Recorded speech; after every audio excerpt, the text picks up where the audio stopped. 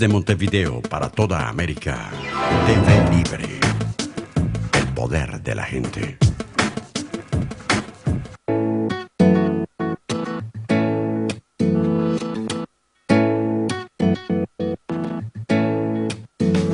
Cada uno da lo que recibe,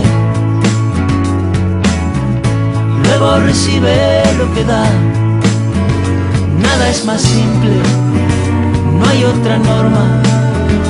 Nada se pierde, todo se transforma.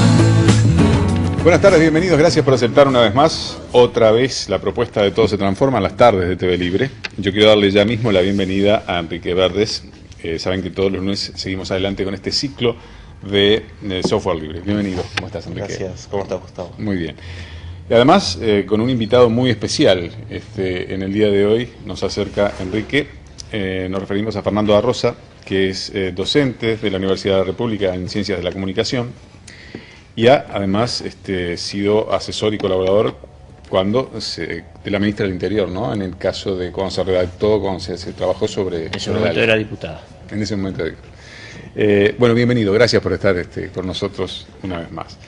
Hay muchos temas que es como yo le digo a Enrique muchas veces, llover sobre mojado, porque en los mails hemos visto que algunos televidentes todavía se preguntan qué es el software libre. ¿Qué diferencia hay entre esto de libre? Les parece que hay una distancia muy cortita entre lo pirateado y lo libre. Y un ejemplo que me pedían, porque me lo preguntaban a través del mail, por ejemplo, ¿qué es el OpenOffice?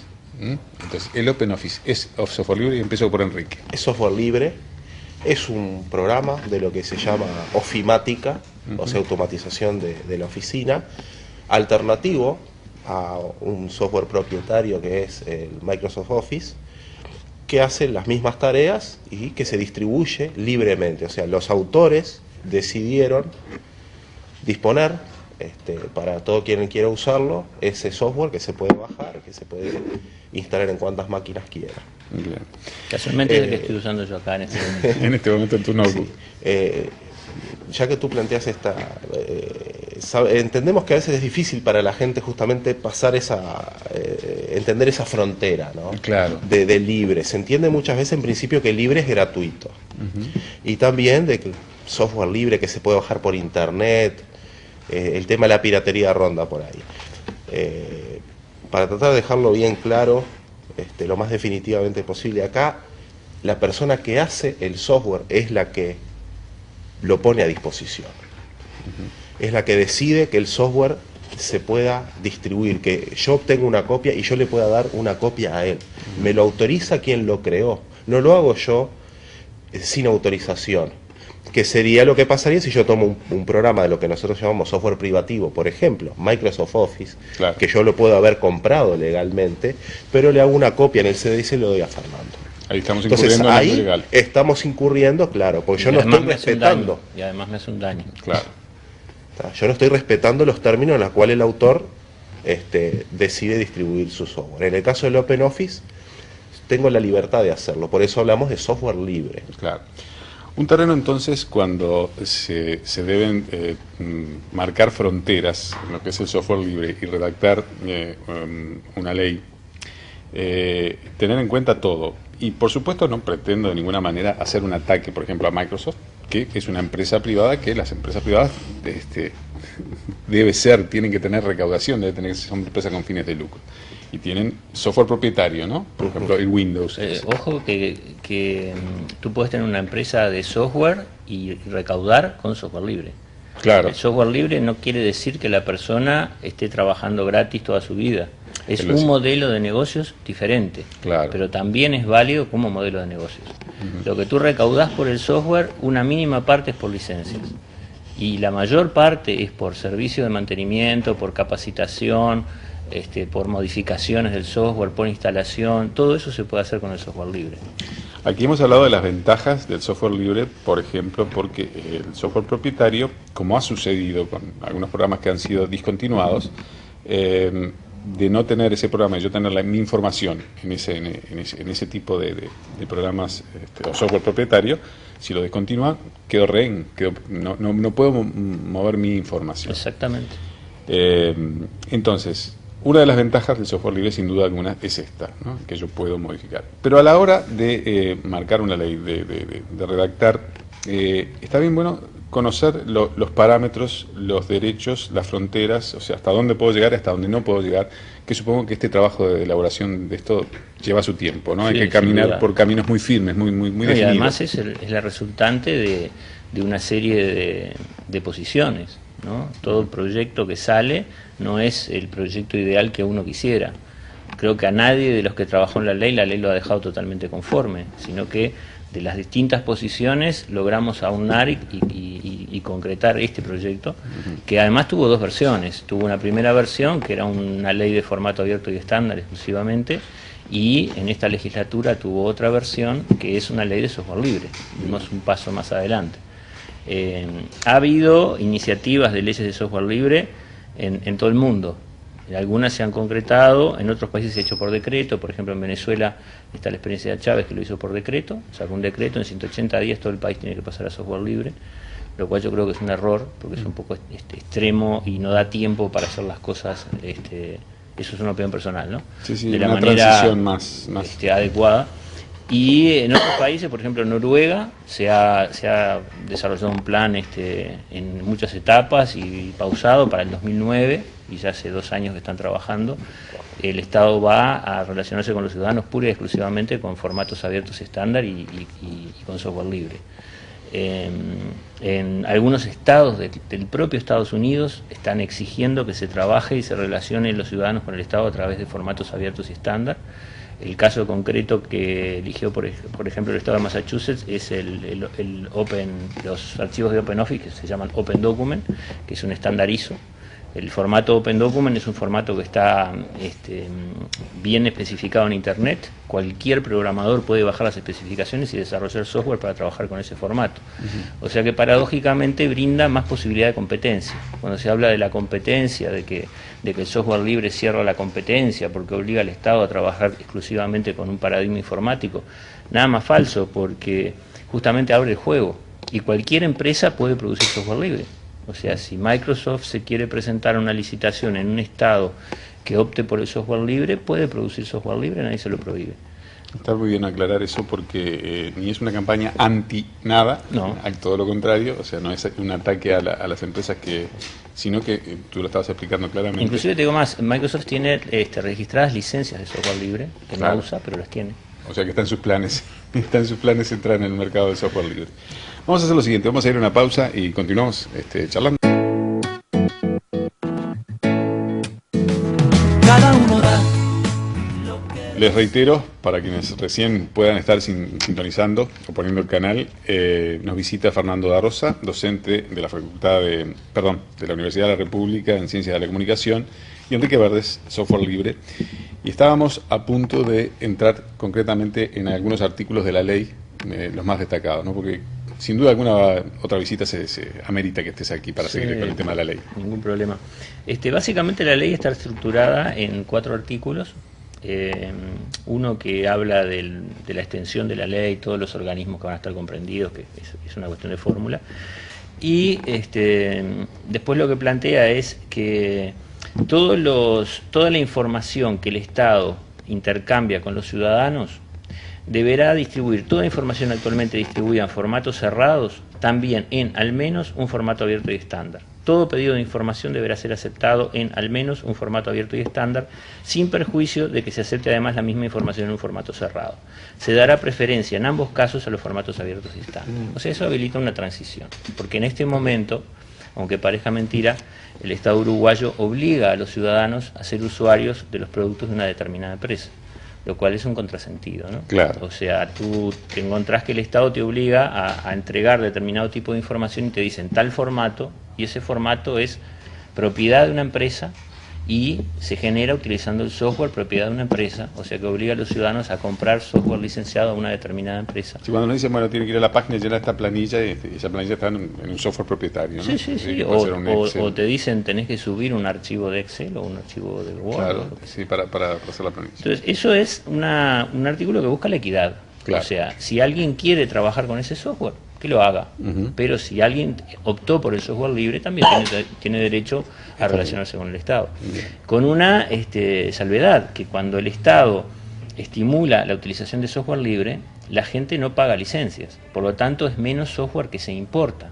Por lo tanto, la balanza de pagos del país se beneficia.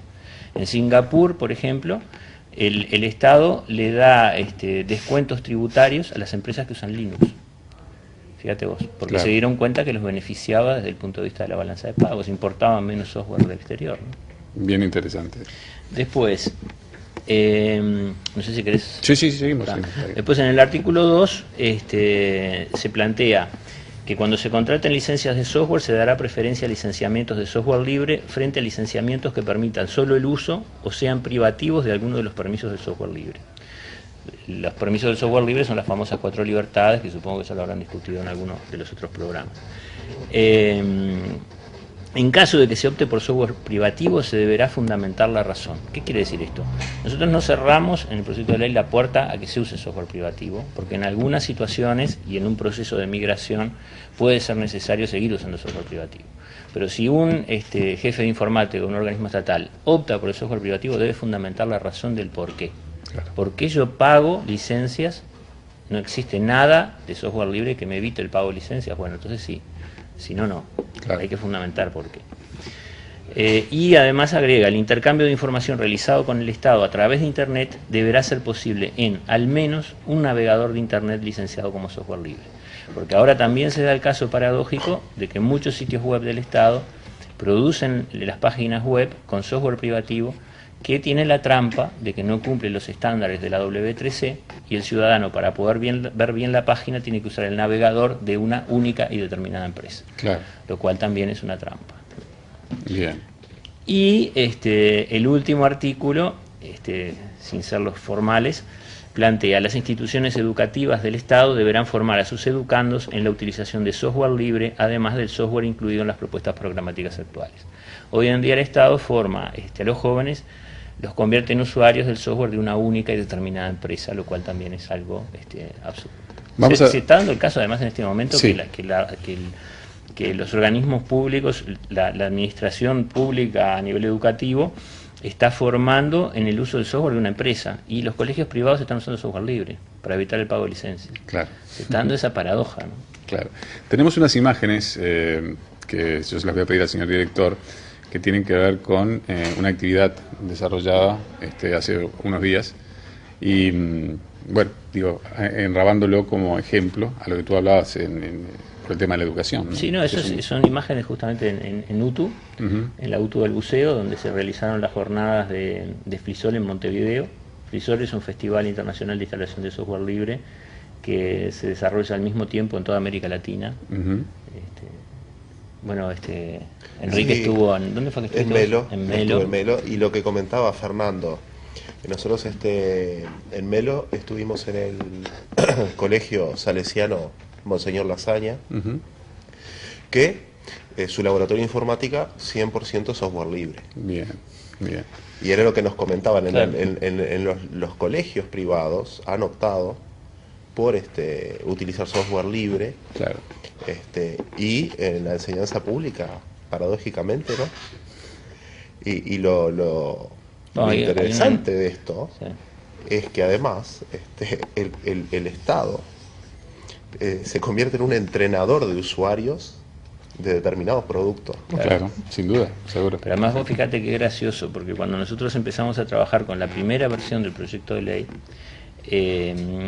tuvimos unas reuniones con autoridades de ANEP y me plantearon que estaban preocupados porque les exigían el pago de $500.000 en licencias. Claro.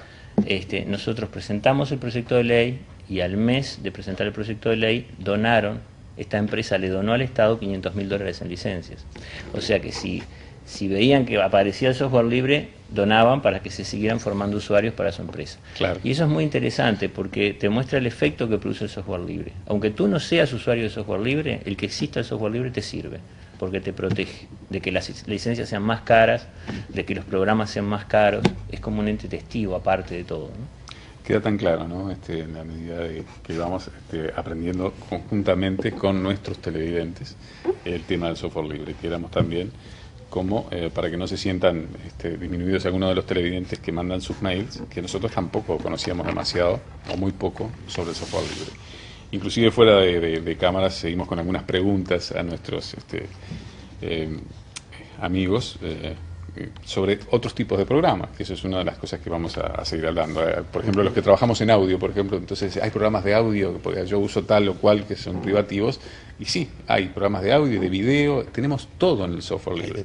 Creo que lo que sí queda bien claro que la transición debe ser en forma gradual, ¿no? Con respecto a los programas de audio, te cuento una anécdota. En Ciencias de la Comunicación, en el taller de audio, están usando Audacity, que es software libre, y uno lo descarga de internet gratuitamente, lo instala en su máquina y sirve tanto para Windows como para Linux.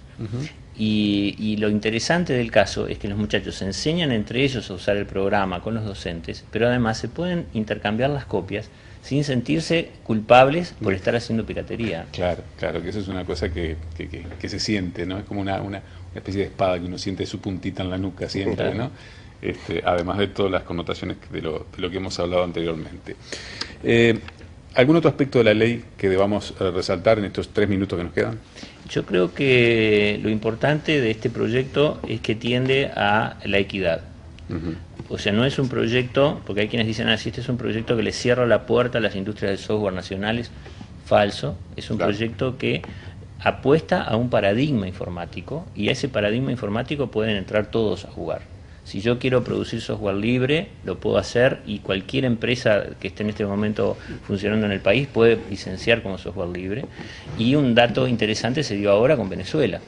Venezuela, por este decreto de Chávez, pasa a software libre, y empresas uruguayas que nunca habían producido software libre, ahora están produciendo software libre. Y están vendiéndole a Venezuela capacitación, software y demás. O sea que es un paradigma informático. No es que uno diga vamos a hacer que el Estado se cierre, no, vamos a hacer que el Estado se abra, es exactamente lo contrario.